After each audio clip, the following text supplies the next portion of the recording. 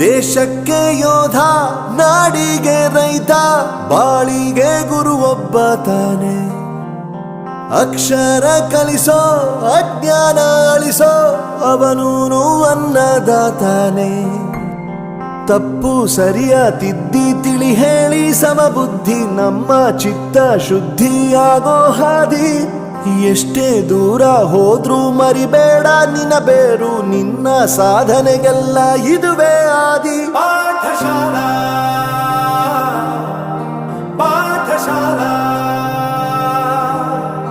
Pathshala Pathshala.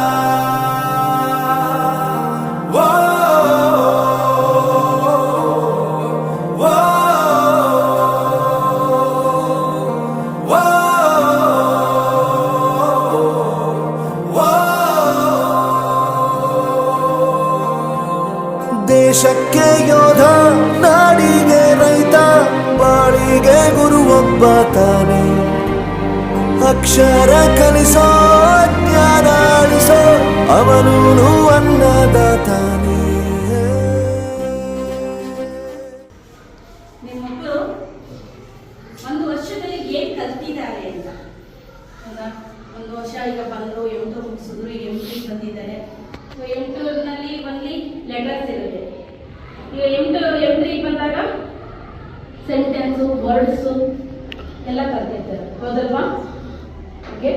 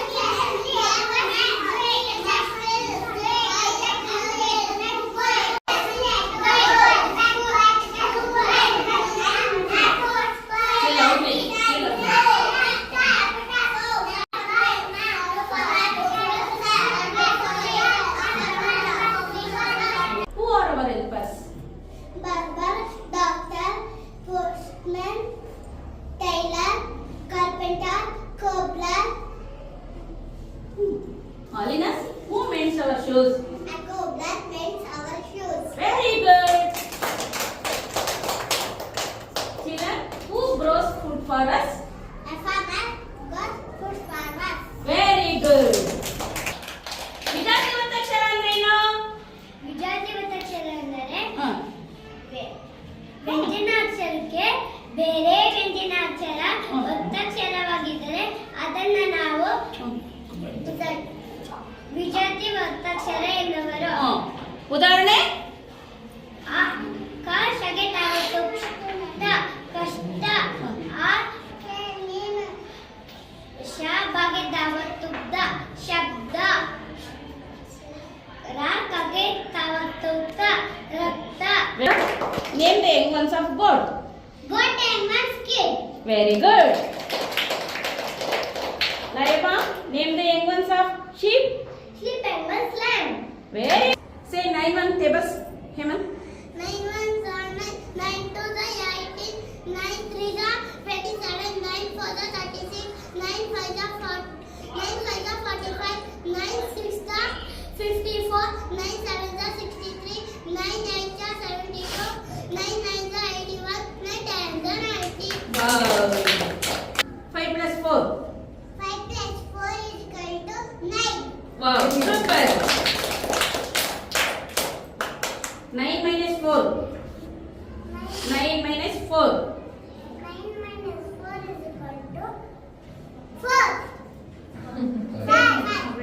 9 minus 4 is equal to? 9 minus 4 is equal to 5. Wow, super. 10 plus 2? 10 plus 2 is equal to 5 plus 5? 5 plus 5 is equal to 10. Say 1 by 1, okay?